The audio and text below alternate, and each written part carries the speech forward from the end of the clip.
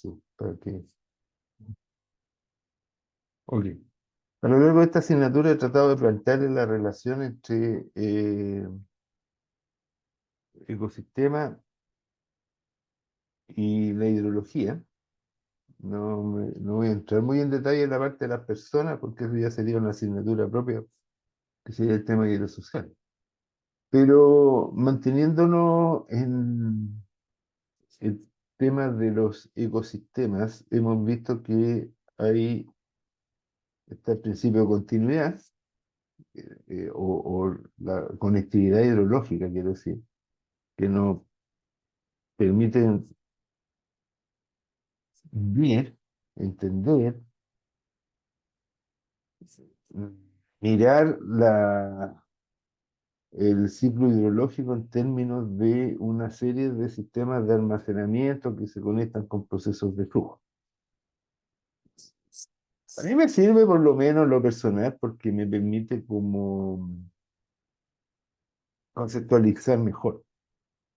Y los modelos de simulación hidrológica en el fondo son todos sistemas de estanque conectados. Entonces, como que me funciona naturalmente la teoría de la conectividad hidrológica.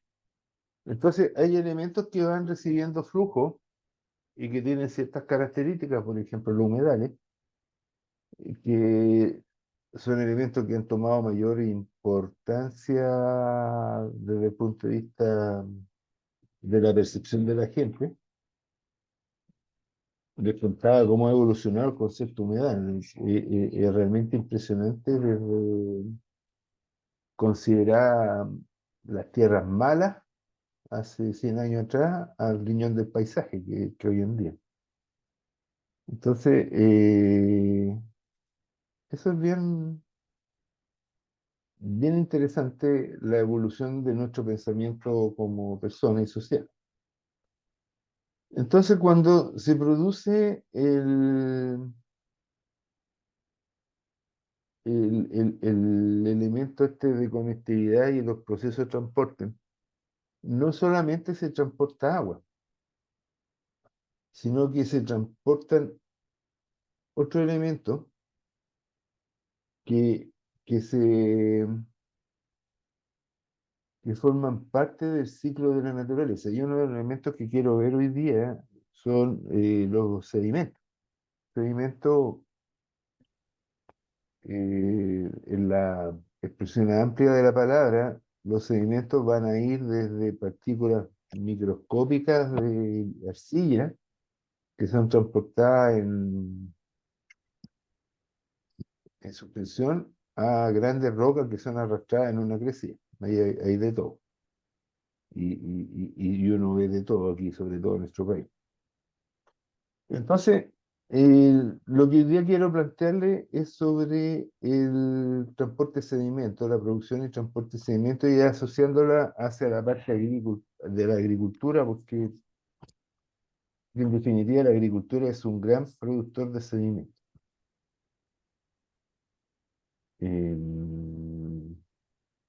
Antes de compartir pantalla voy a buscar unos videos que tengo por acá, así me ahorro.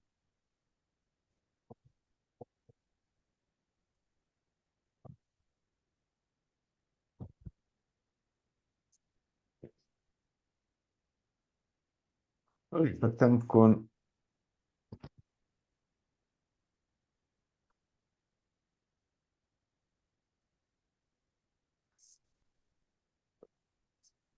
voy a partir con con un video que probablemente algunos ya lo han visto, pero a mí me encanta, ¿eh?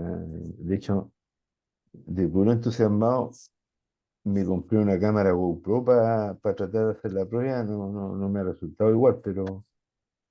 Y tampoco no es GoPro, una cámara barata, no tan mala, pero he estado tratando de grabar algunos videos bajo el agua, pero eh, no con este nivel de producción. Esta es una empresa que se dedica a vender videos ambientales, sí. Entonces los tipos aquí tienen en Alaska un río, y lo que primero que tenemos que ver es que un río de... El material del lecho del río es arenoso, Y un río como el que hemos visto muchos de nosotros, pero el punto de vista que vamos a tener ahora es el que no es muy común. Con una cámara GoPro lo ingresan en el agua y vean cómo se produce el transporte de sedimento. Y aquí hay dos tipos de transporte de sedimento. El transporte en suspensión, que es el que está, son partículas finas que están disueltas en el agua. Y después tenemos el arrastre de fondo, que es arena y grava, que va siendo arrastrada por el esfuerzo de corte del agua. Esto va acá en este video. Mira la piedra esa como viene siendo arrastrada.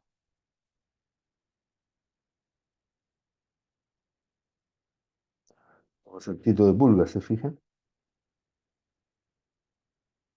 Y esto pasa en muchos ríos. Me ha tocado estar en el río Elqui y ver las piedras saltando. Y claro, hay ríos que se llaman río turbio, porque la carga de sedimento es tan grande que básicamente toman un color lechoso. Hay muchos ríos nuestros que son muy con turbidez grande. Hay otros como el Laja que son ríos absolutamente transparentes. Va a depender del arrastre de sedimento que tenga el río. Ven el color aquí, este es el sedimento de suspensión.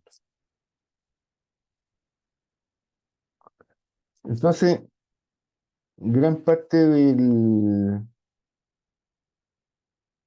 tema del arrastre de sedimento se produce por procesos naturales, como por ejemplo un aluvión. Aquí veo un aluvión en que tengo rocas que son arrastradas. Miren el tamaño de la piedra, esta por Dios, que viene siendo arrastrada, ¿se fijan? Entonces, ¿qué es lo que gatilla? Y todo este arrastre que ha depositado, aquí tengo las piedras depositadas en el arrastre, y estos son conos de, mire cómo quedó el auto ahí. Son zonas donde se produce el depósito de sedimentos. Entonces tengo una zona de producción, una zona de transporte y una zona de depósito de los sedimentos. Miren el tamaño. Ahora, ¿por qué ocurre esta cosa? Eh, Probablemente lo han visto antes, pero siempre es bueno repasar algunos conceptos básicos. Ah, perdón. Ahí sí. Nosotros tenemos el lecho del río, que va a tener una cierta pendiente, ¿no es cierto? Vea, denme un segundo, que está justo parada la cuestión del sur al lado. Ahí. Tenemos el lecho del río, que va a tener una cierta pendiente. Eh,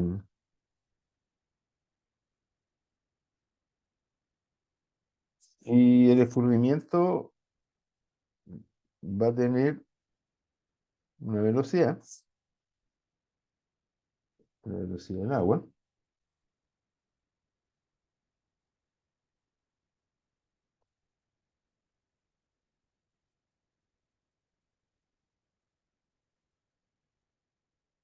y nosotros sabemos que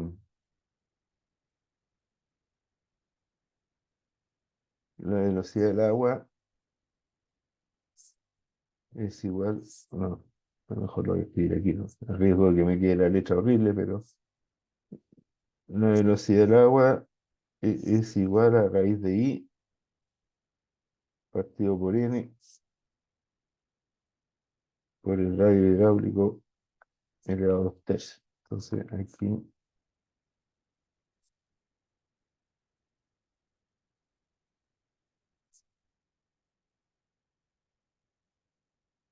dejamos la raíz cuadrada de I y el radio hidráulico elevado a 2 tercios. Esta es la ecuación de Mayer.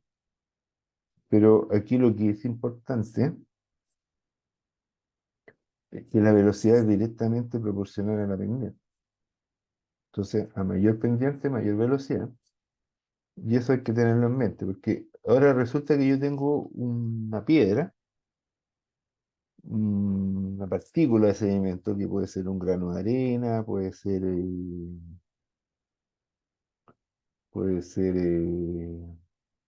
una piedra, lo que sea, que está descansando sobre el lecho.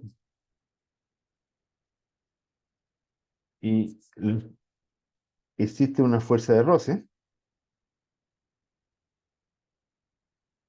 que va a ser una fuerza que se aplica en el sentido de la pendiente, como las pendientes en general son bajas. No me voy a preocupar mucho del ángulo ahora, pero básicamente tenemos una fuerza de roce. Y tenemos otra fuerza que se opone al roce, que va a ser la resistencia al roce por la componente de peso de la piedra, perdón, una fuerza de arrastre y la fuerza de roce. Esta es la fuerza de arrastre y esta es la fuerza de roce. Entonces, la fuerza de arrastre es proporcional a la velocidad. Y aquí hay una primera cosa importante. La fuerza de arrastre, el arrastre es proporcional a la velocidad. De hecho, al cuadrado de la velocidad. Voy a checar las letras.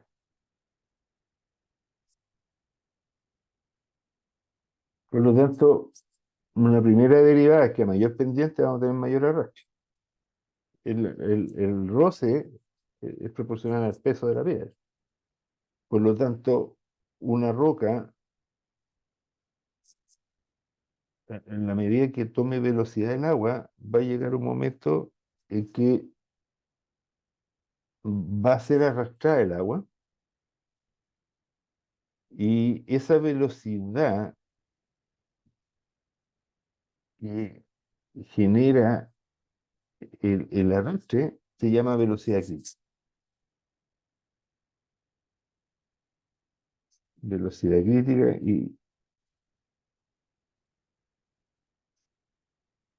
y ahora también hay que recordar la ecuación de Newton, que establece la velocidad con el esfuerzo corto a través de la viscosidad del líquido. Entonces, por eso que al final todo esto se relaciona con el esfuerzo cortante entre la piedra y el lecho del río. Y esto que es lo que ocasiona que cuando yo tengo grandes velocidades, que normalmente son zonas de mayor pendiente, es capaz de arrastrar las piedras, pero como esto es dinámico, resulta que se arrastra la piedra y se pierde un poco la velocidad, la piedra cae, vuelve a aparecer una onda de velocidad y vuelve a arrastrar la piedra. Por eso es que se ve como salsitos de pulga. Y esto va llegando, va a seguir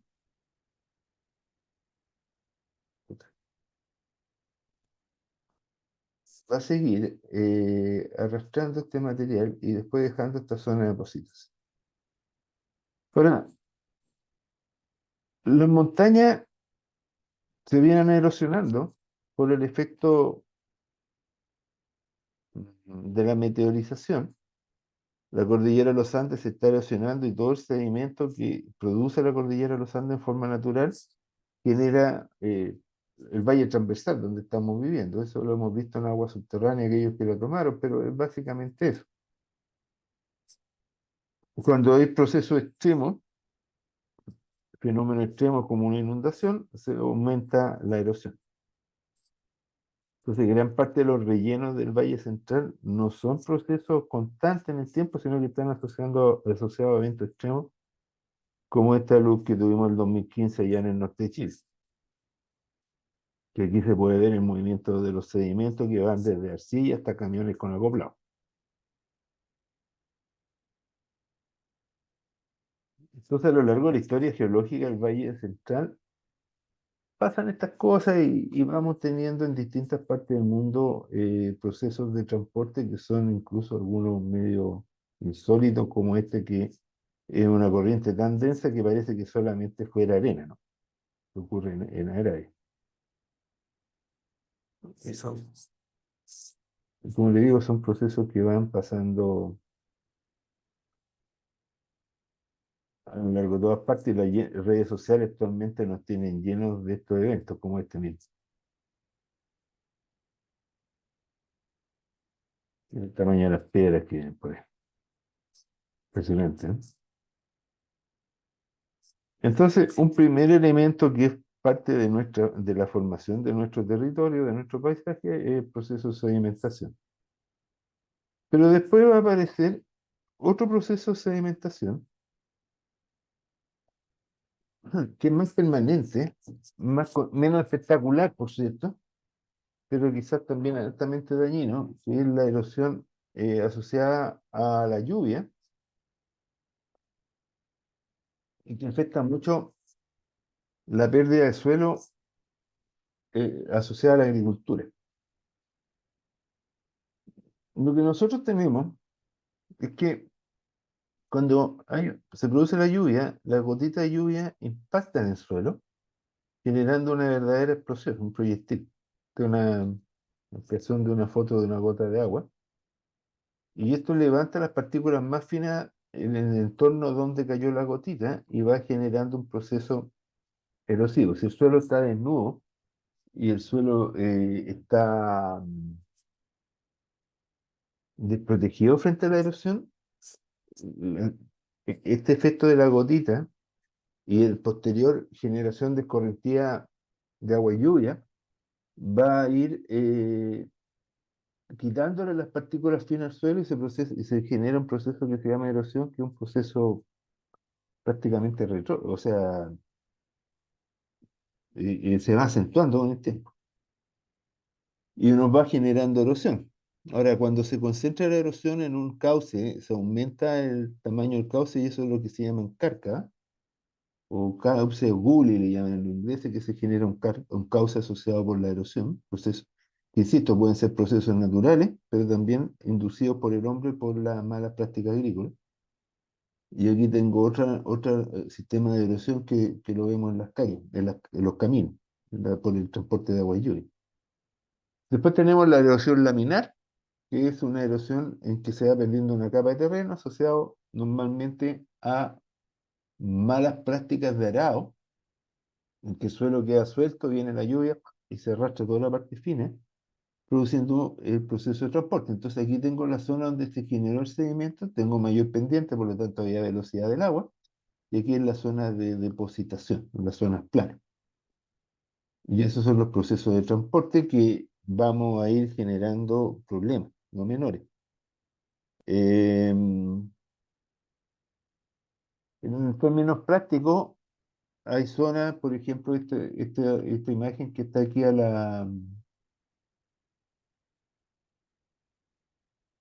aquí, esto es un sedimentador en la zona de la parte baja del río Cachapual, en que esa carga de sedimento es la carga semanal que hay que sacar del sedimentador, porque el río Cachapual trae mucho material fino procedente de la cordillera de los Andes.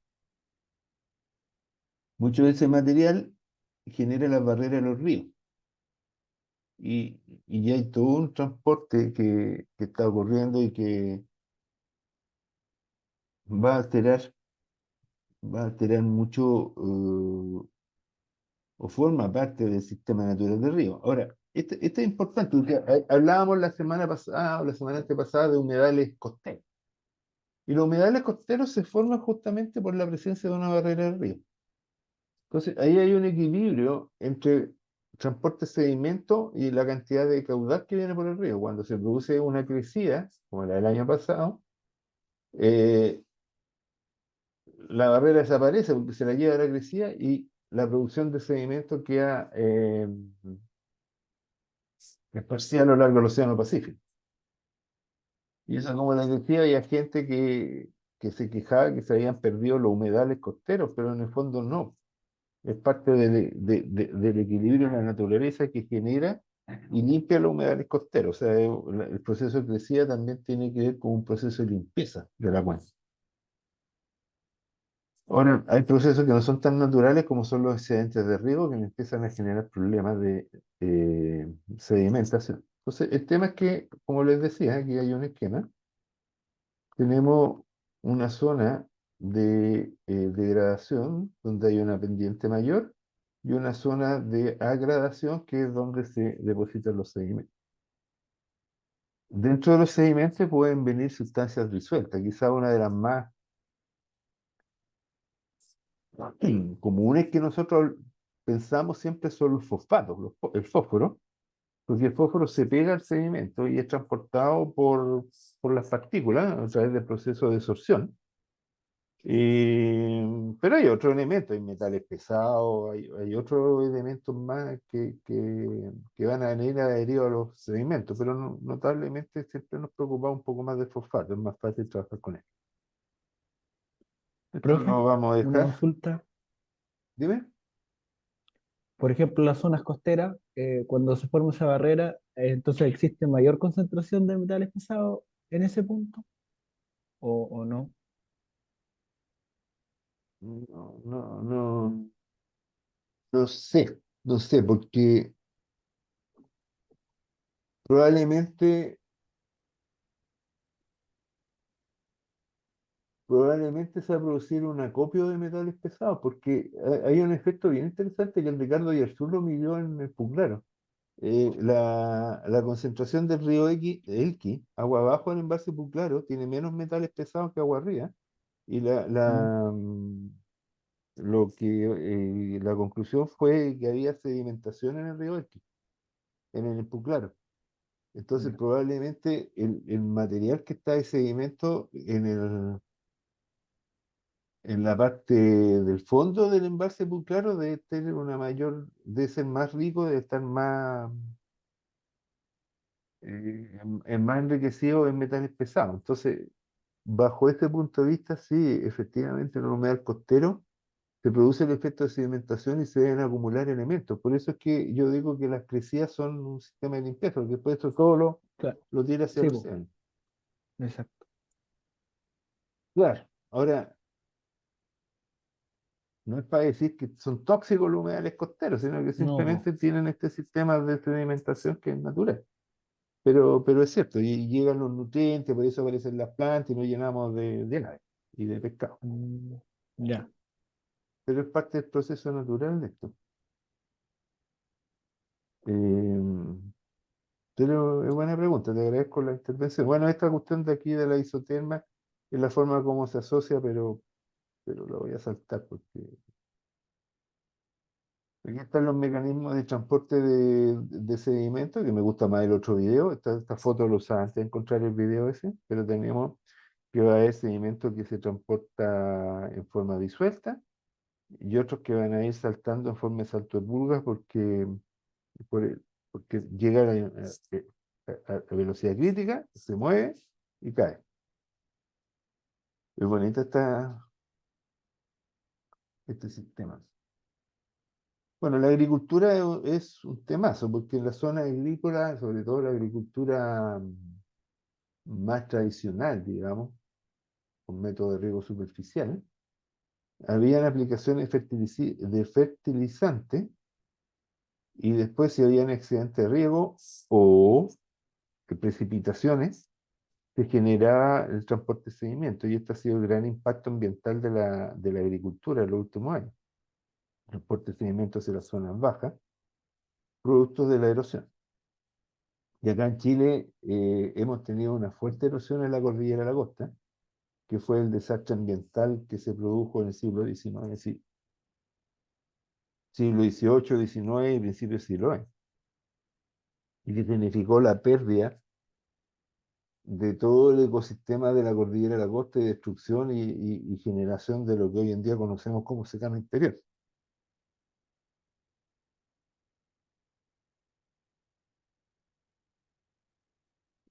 Entonces, la práctica de conservación de la agricultura, el control de la erosión se considera esencial.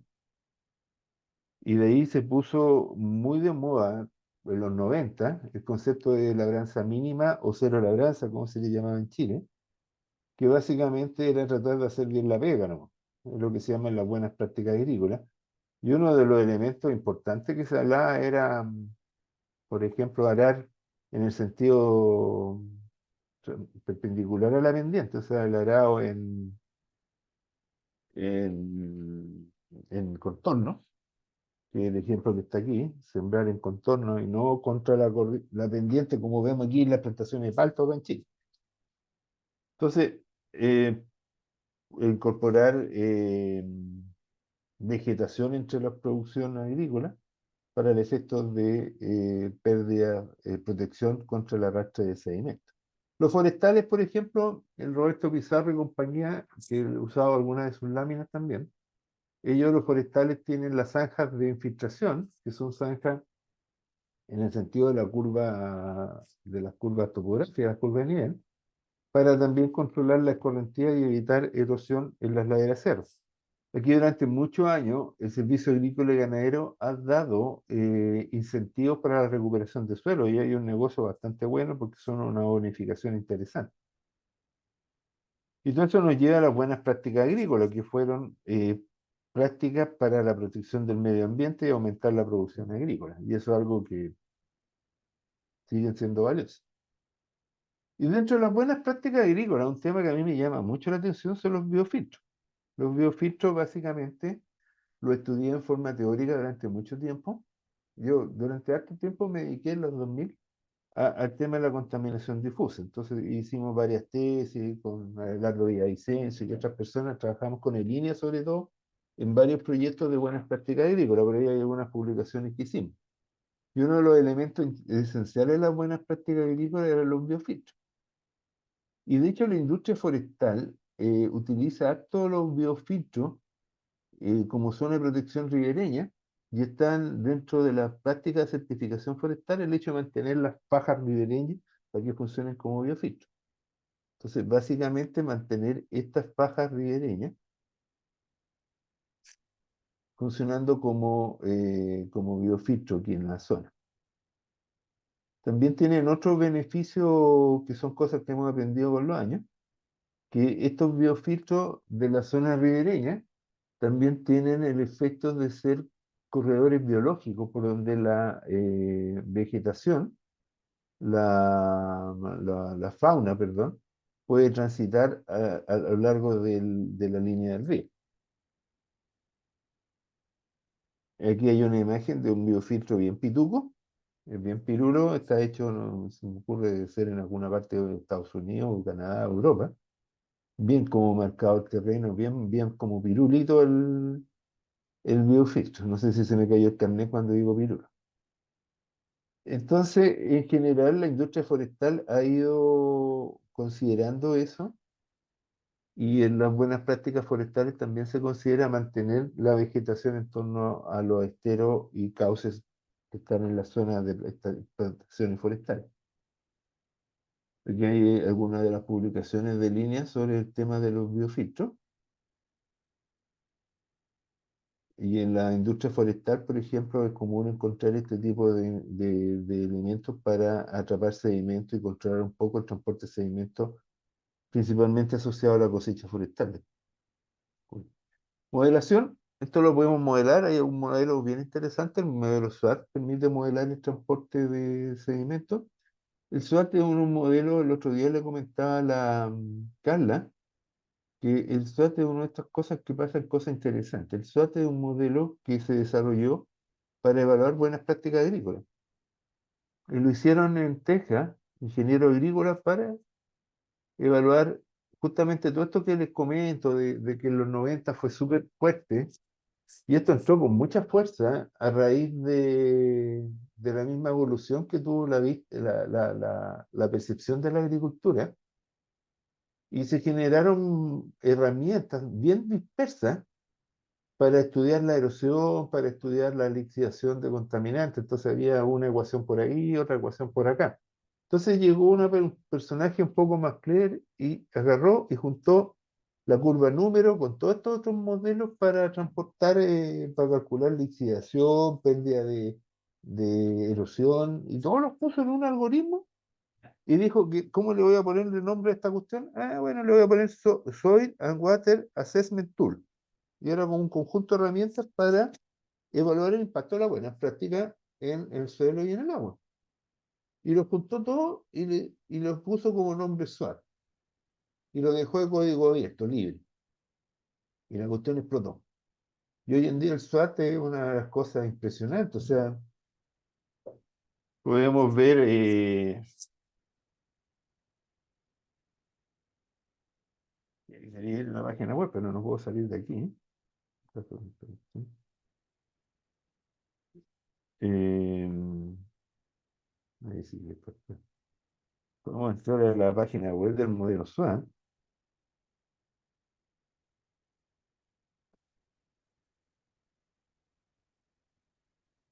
y, y existe una comunidad SWAT, existe gente que hace congresos.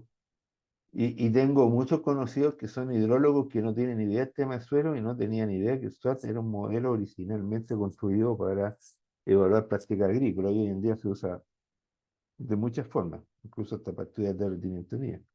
Pero es una evolución interesante, un modelo que cobró vida propia. Son cosas que han pasado y que es interesante verlo.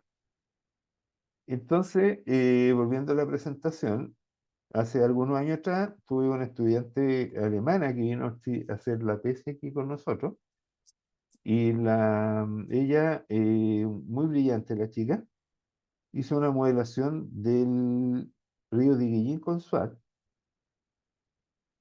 y pudimos aplicarlo aquí al caso del Diguillín. Esta lámina aquí, el USLE, el CUSLE, el PUZLE, son todos elementos que están dentro del SWAT, pero que eran ecuaciones que son de la década de los 50, que lo que hizo el Arnold fue meterlas todas dentro del SWAT. Entonces, bien inteligente el diseño del SWAT, diría yo. Fue bien clean. Entonces, todo lo que es transporte contaminante se pudo meter dentro del SWAT. Y la Cristina entonces agarró este modelo y pues, se fue a estudiar el río Diguí. Entonces, hidrológicamente el modelo anduvo muy bien, se calibró muy bien con los caudales, pero nos llevamos una sorpresa interesante, que el modelo predecía mucho más sedimento que lo que había realmente. O sea, dicho de otra forma, por alguna razón el modelo guateaba, un término no muy técnico, pero el modelo no era capaz de producir, sobreestimada la carga de contaminante que había en el río de Guillín. Entonces, cuando estábamos hablando con la Cristina, yo le dije, ¿sabes qué es lo que pasa? Y debo decir que a mí se me ocurre el tema. eh, yo creo que no estás considerando las prácticas ambientales. Y la respuesta primera fue, pero oye, si los agricultores no hacen práctica ambiental ahí, pero no, ojo, no hacen práctica ambiental intencionalmente, pero por defecto sí la hacen.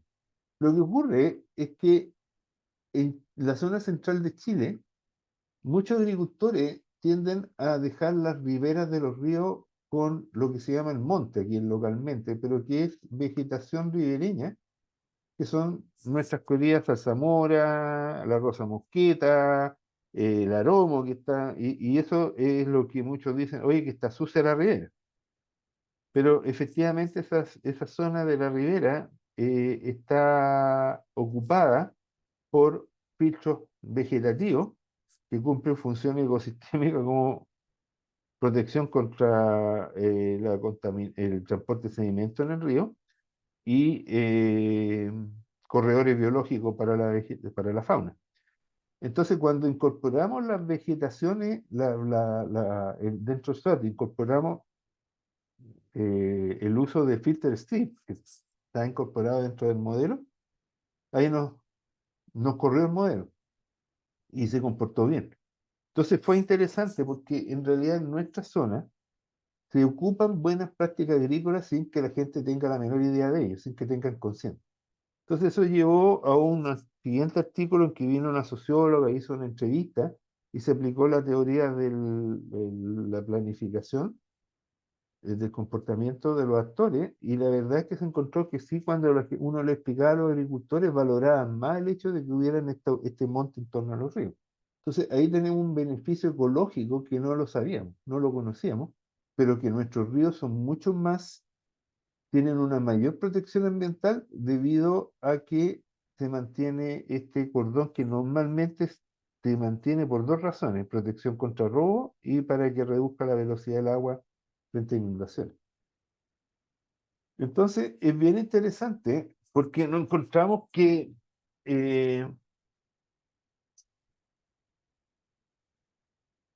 hay cosas que pasan que realmente no están planificadas, sino que simplemente son la uso y costumbre que nos permiten tener algunos resultados. y, y cuando se producen cambios culturales, como lo que no ha pasado ahora con el cambio de la agricultura basada en sistemas de riego superficiales a la agricultura basada en sistemas de riego presurizado, ocurren cambios que tienen impactos ambientales que de repente cuesta evaluarlo, cuesta identificarlo. Y en el caso de los sedimentos, eso fue una cosa bastante interesante que fue algo que logramos medir. Entonces, bueno, ese es era un capítulo.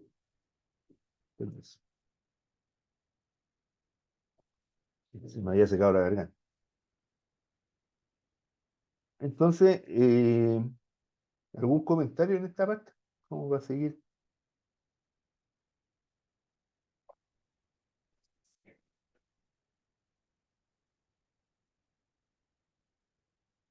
Ay, tan calladitos todos.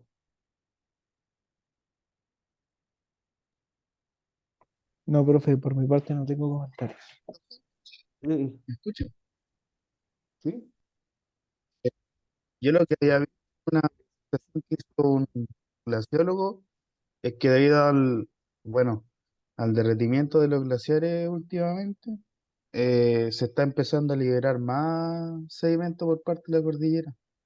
Y había como un estudio, bueno, que ellos lo estaban haciendo como modelando, que sí se había como producido un aumento del sedimento debido a que los glaciares retienen estos sedimentos. Eso más que nada, como Mm, para mencionar. sí, sí, pero hay, entre los que no somos glaciólogos existe un chiste, Miguel. Que Los glaciólogos creen que todo es responsabilidad de los glaciares. Y yo estuve en un congreso en Ecuador en que saltó un viejo indignado porque hablaban de la protección de los glaciares en Ecuador para el suministro de agua y un viejo saltó indignado porque el 95% de las cuencas en Ecuador no tienen glaciares. Entonces, en zonas con glaciares, totalmente de acuerdo, pero nosotros aquí en esta cuenca no tenemos glaciares significativos. Entonces, no, no es el que tema de los glaciares tiene que ser en su justo, en su justo, y en la cordillera de la costa no hay ni un glaciar, ¿te fijas? Entonces, no, pero el, el- el- el investigador creo que trabajaba en el SEASA. sí, Álvaro claro, y Ayala ahí creo que se llama. tienen un glaciar que está en el paso de Aguas Negras, y hay un glaciar en el Valle del Elqui. Nosotros aquí tenemos un glaciar Universidad que está en... Te puedo compartir el libro de glaciares de Chile, que está ahí donde vive la familia de la Carla para arriba. ¿Cómo se llama el río Tinguiririca? Con el Cachapoal. Ahí está el glaciar Universidad, que es un glaciar importante.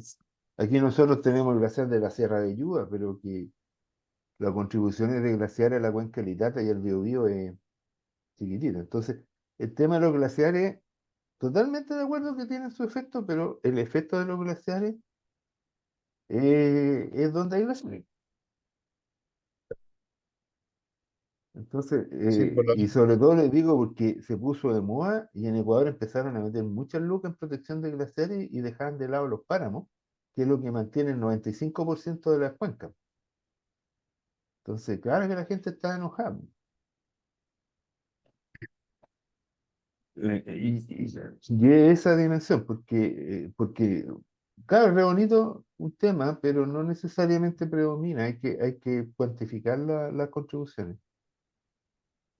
Andaba buscando una imagen yo que le iba a mostrar y ahora se me olvidó que es lo que le iba a mostrar a propósito del tema. Uh, me volé, me volé.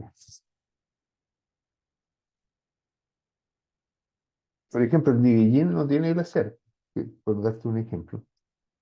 Algo de derretimiento de nieve, sí, pero dentro de la cuenca. Entonces hay que dimensionar. Ahora, el tema de los glaciares sí es importante. El tema de los sedimentos, por ejemplo, en los páramos, fue en la cuenca cabecera. Recordemos que la cordillera de los Andes tiene un activo proceso de erosión. Y es cosa de ver las imágenes de las crecidas del 2013,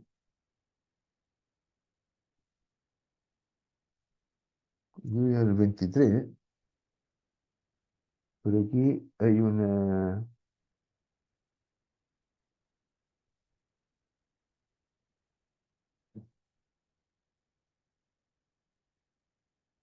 cualquiera de nuestros ríos, cuando estuvimos en este momento, fíjense en la turbidez.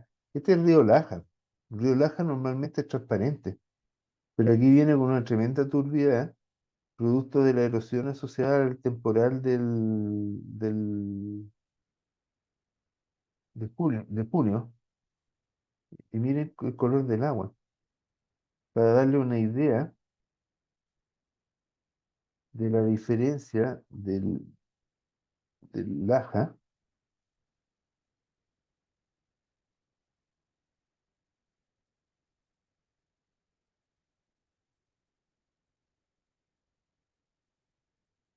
Sobre el río Laja a mí me impresiona mucho el cambio de lo que pasó, porque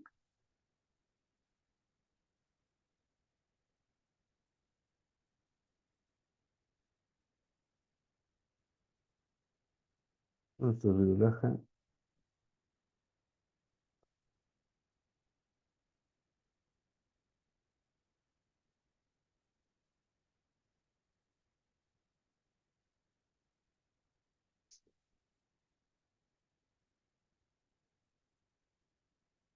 el,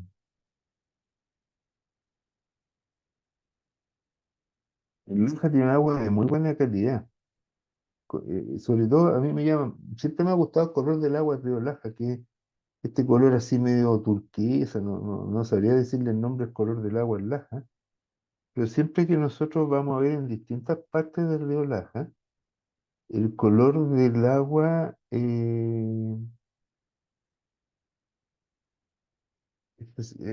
mira aquí, hasta esta parte de abajo en el Salto del Laja, el color del agua es un color bien característico, con el nivel de turbidez bastante bajo, yo puedo ver bastante profundo. Hay una foto por acá de otro río que es el Turguán, que a mí me impresionó. Aquí se podía ver un bicho estaba como a 2,5 metros de profundidad y ahí le voy a sacar la foto de la roca. O sea, el nivel de transparencia de estos ríos es impresionante. Entonces, cuando ocurre el evento de la crecida del 2023, eh, tenemos un cambio muy importante, por el arrastre de sedimento. Este es, ¿dónde es? En Maipo, creo. No, me equivoqué del clip. Pero miren el Riquillín, por ejemplo. Este es el Riquillín, durante la crecida de junio, con el agua viene color café con leche, con el arrastre de sedimento. Y miren el color del agua algunos días después. O sea, totalmente eh, diferente. Todavía viene color lechoso, todavía hay arrastre cuando una característica así del derretimiento de nieve más que de los glaciares, este puente colapsó con la crecida, el puente Rubio. Ahora construyeron un puente mecánico. Pero una de las características que uno puede ver, eh, no, y que uno puede asociarlo a derretimiento nival principalmente, es el arrastre de sedimento. Déjenme buscar la foto de la confluencia del Itata que tengo con el Ñuble, que es bastante buena en ese sentido.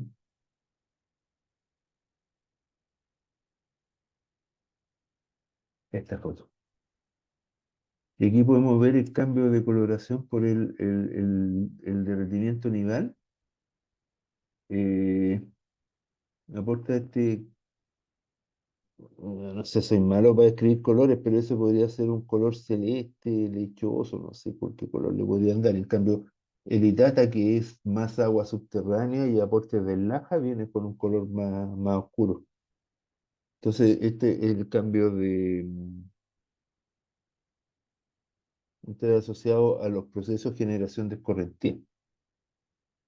Pero como te digo, Miguel, no hay que dejarse, hay muchos procesos de generación de escorrentía. Tenemos agua subterránea, nieve, lluvia y el glaciar es uno de los procesos. Entonces, de repente, hay algunos glaciólogos que lo encuentro que son medio, aquí te las traigo Peter, y todo ven los glaciares. Entonces yo le pregunto, bueno, ¿cuántos glaciares tengo en la cuenca? Y ahí como que se me enojan. Entonces,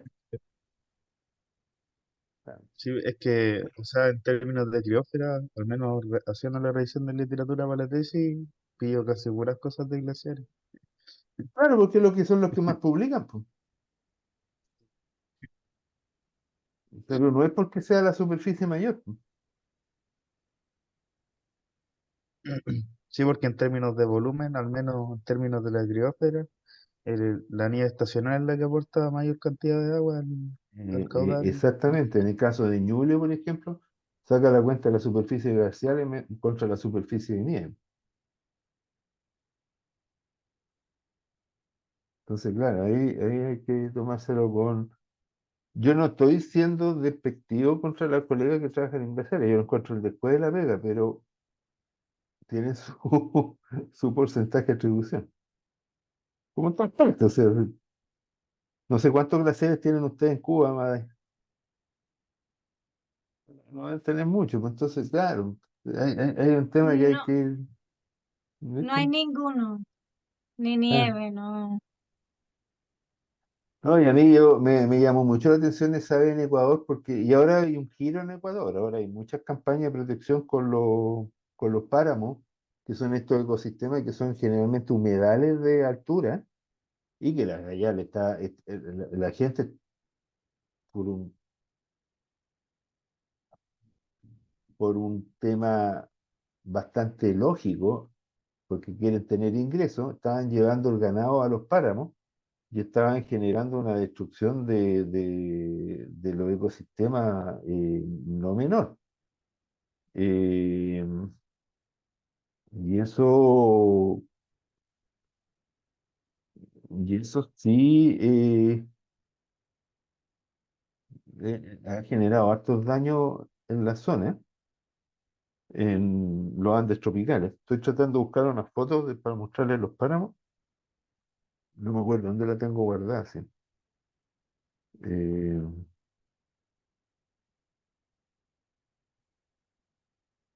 Se los dejo para otro día porque tengo que buscarla. Aquí la encontré.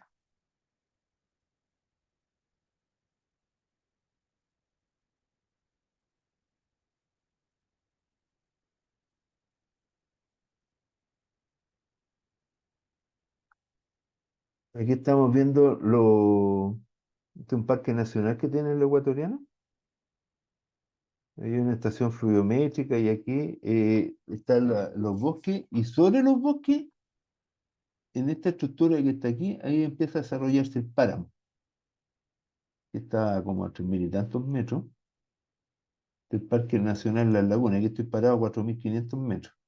Y esta es la zona donde se generan los páramos. ¿Y qué es lo que ocurre? Esto es bien interesante porque aquí esta zona recibe lluvias desde el Pacífico o desde el Amazonas, desde el Atlántico, porque este es el límite, aquí donde estoy parado yo, estoy parado en el límite entre el Pacífico y el Amazonas.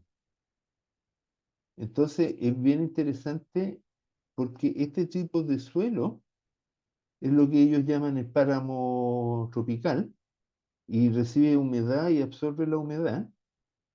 Entonces tiene comportamiento, aquí hay un montón de gringos paseando, como pueden ver, pero tenemos este comportamiento y la producción de agua en cuenca. Y el problema es la ganadería. Entonces se han ido haciendo prácticas de manejo para reducir el aporte de la ganadería, o sea, para controlar un poco. Y este, si no me equivoco, no, Manchalanga, la otra zona.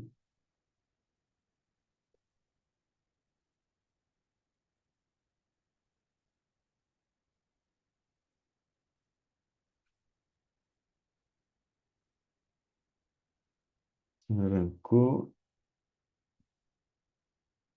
Había una zona que fui a visitar, creo que era.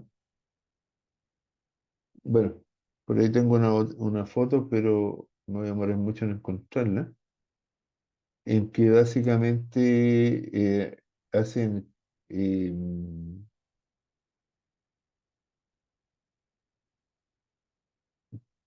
enseñan a los agricultores a producir en invernadero y,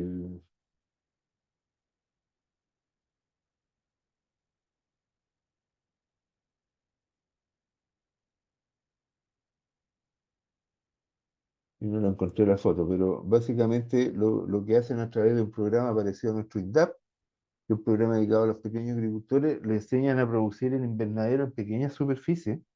Y la producción en invernadero, como son ecuatorianos, tienen un clima súper bueno, no como el nuestro, con la producción de invernadero ganan mucha más, reciben más de beneficio con una nave invernadero de 50 metros cuadrados que llevando las vacas arriba al páramo. Entonces el agricultor gasta mucho menos esfuerzo porque para llevar las vacas y cuidar las vacas necesita gente, pues. Entonces mejor esa gente la están llevando a producción en invernadero. Y es bien interesante, incluso con producción de frutillas y cosas en invernadero y varios tipos de frutas distintos. Entonces son proyectos que van desarrollándose lentamente, pero el objetivo es tratar de incorporar las buenas prácticas de manejo. Nuevamente caemos en este concepto. Ok,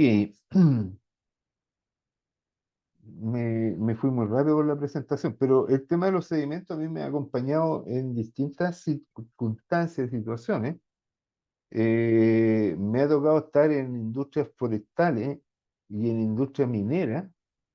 En la región de Biobío hay varias canteras que uno de los problemas ambientales que tienes que controlar es el tema de los sedimentos. Entonces ahí colocar trampas de sedimento, colocar estos filtros vegetacionales han sido útiles como para ir protegiendo las comunidades que están agua abajo de donde está la extracción minera.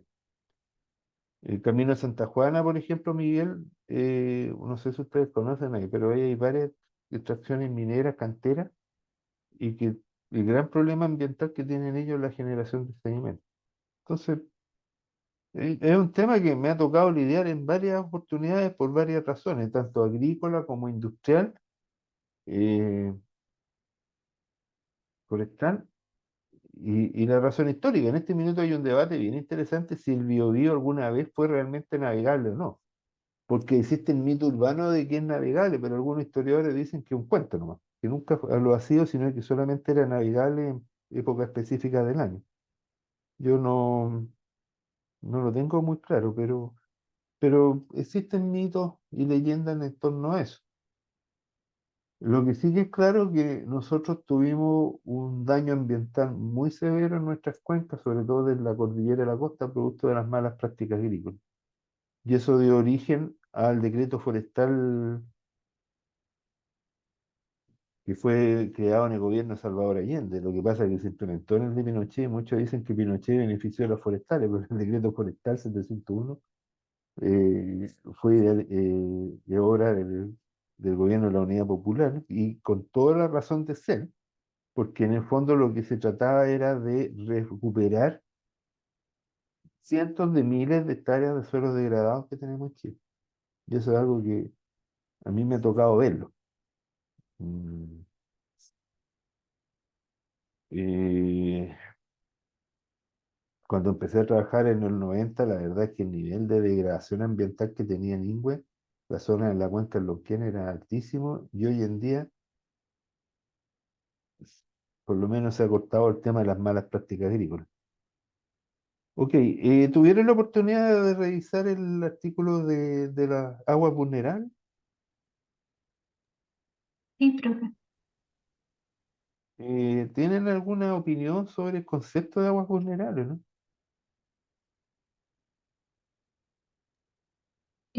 Sí, o sea, a mí me llamó más la atención la resiliencia en la cuenca, La con resiliencia de la respecto cuenca, sí. sí, con respecto a la cuenca del río Biobío, ¿no? No sé si dentro de su expertise la cuenca del Biobío ha cambiado, porque la resiliencia en la cuenca es como, la idea es que con todos los cambios que ha tenido en el tiempo, la cuenca no cambie como está, como su estado en sí. Entonces no sé si la cuenca del Biobío estará con esa, y haya pasado al punto de no cambio, o sea, de un cambio fijo, por decirlo así. No sé si se me entiende un poco. Mm. Es una buena pregunta y que se aplica a cualquier cuenca en realidad. Mientras más grande es la cuenca, quizás más cuesta el cambio. Mm, Eh, en cambio, una cuenca pequeña, por ejemplo, la de la Laguna Culeo, se secó la laguna y se secó la laguna. Tuvimos un claro, impacto ambiental grande. El concepto de resiliencia es interesante. Esto mismo que yo les contaba, el Diguillín con los sedimentos, ahí hay un aspecto de resiliencia. Y la resiliencia está con la estructura vegetacional. Entonces, si en algún minuto se hace una campaña de sacar toda la basura de la orilla de los ríos, ¿qué es lo que vamos a hacer? Vamos a aumentar el sedimento, ¿se fijan? Entonces, hay decisiones que no son muy afortunadas algunas veces, como los drenajes en Punta Arenas, cuando se pusieron drenaje y destrozaron el suelo. claro. Por eso a mí me llamó la atención el concepto de zonas vulnerables, vulnerabilidad y resiliencia. Yo creo que es un tema que se asocia a mucho de nuestro trabajo y tenemos que en cierta forma aprovechar conceptos que se están dando y que nos permiten mejorar nuestras publicaciones también. O sea, en ese sentido, el tema tuyo, Carla, de calidad de agua.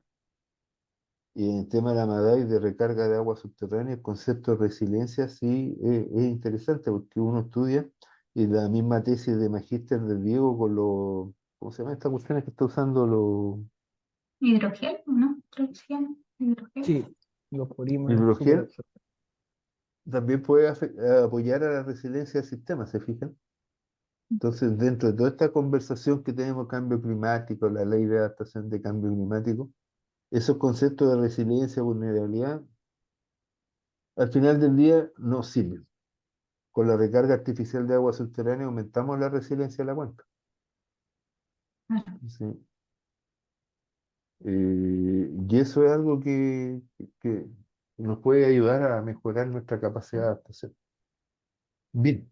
Oye, yo la semana que viene voy a estar en alguna parte de Nuevo México. Todavía me han cambiado como 4 o 5 veces el programa de trabajo estos gringos. Así que no sé exactamente qué voy a estar haciendo el próximo miércoles, pero... Ah, no, el próximo miércoles estoy recién llegando. ¿Verdad? Porque yo viajo el martes en la noche. Entonces yo regreso a Chile el día 10. Así que el 3 y el 10, perdón, el 1 y el 8 de... Ah, pero el 1 de mayo es feriado. Así que igual no íbamos a tener clase.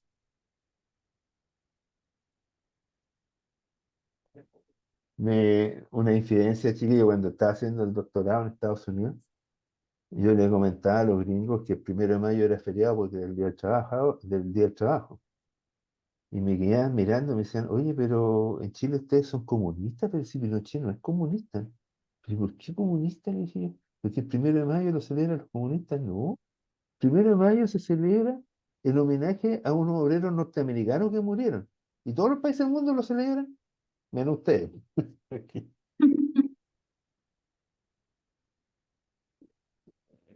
Cosas curiosas de la cultura.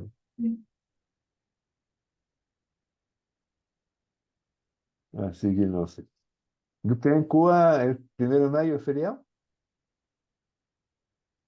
Y ¿Verdad? me hace un comentario, no sé si asociarán el 1 de mayo con el día del comunismo, porque en Cuba ese día es verdad que es un día comunista, no es un día del trabajador. Lo usan como para aplicar más conceptos de comunismo y esas cosas. Sí, Tal pues vez sí por está eso él tiene politizado. erróneo el concepto, No, pero claro, en sí, Estados y es que Unidos. en Cuba te obligan a desfilar, que es como ir por las calles y gritar consignas y con carteles y con la bandera, entonces seguro por eso lo asocia como Bueno, el gringo, seguro por eso lo asocia así. aquí, aquí ustedes no se lo imaginan, pero entre el 75 y el 80, los profes tenían que desfilar acá. Imagínense, el Salgado con el Corsafe, el Jara desfilando acá en Chillán para el 18 de septiembre. Y tenían que ir a desfilar los profes. ¿No? Yo me acuerdo que cuando estaba cabro chico en el colegio a mí me encantaba desfilar, lo pasaba bien, pero como profe universitario no hubiera ido ni amarrado a desfilar, pues. Pero en la época de Pinochet había que ir nomás, pues. Sí, allá en Cuba pasa igual cuando estábamos en la más chiquitos, como en la escuela, te decían de ir a desfilar y te gustaba porque como que paseabas por las calles, pero ya después cuando estás Claro. trabajando, que supuestamente es un día feriado, te obligan, es decir, ese día, para que no te lo descuenten, tienes que ir. No es feriado como para que tú descanses, no tienes que ir al desfile que te pasas como desde las 7 de la mañana hasta la 1 de la tarde y ya entonces después la tarde sí la tienes feriada. Entonces es un poco contradictorio ese día ya. Es más patriótico que homenaje a algún trabajo. Sí, pues, acá en los 80, a finales de los 70 también era, cuando era la época más dura de la dictadura, del gobierno militar, de como le llamen, había que desfilar. Así que pregúntale a Jara si desfiló alguna vez. Ya, pues. Les dejo entonces. La idea es que ustedes empiecen a trabajar y me preparen esta presentación que habíamos hablado para la vuelta, la primera semana de mayo. Yo les voy a ir enviando este paper del agua vulnerable, lo encontré en un congreso el año pasado, lo encontré sumamente interesante, por eso se lo envié. Entonces voy a repetir el mismo esquema de buscar algún paper que sea interesante y enviarlo para que vean algunas de las ideas clave. Y si me encuentro con algo ahora en Nuevo México, se lo envío. Ya, pues, nos estamos viendo, voy a cortar la grabación y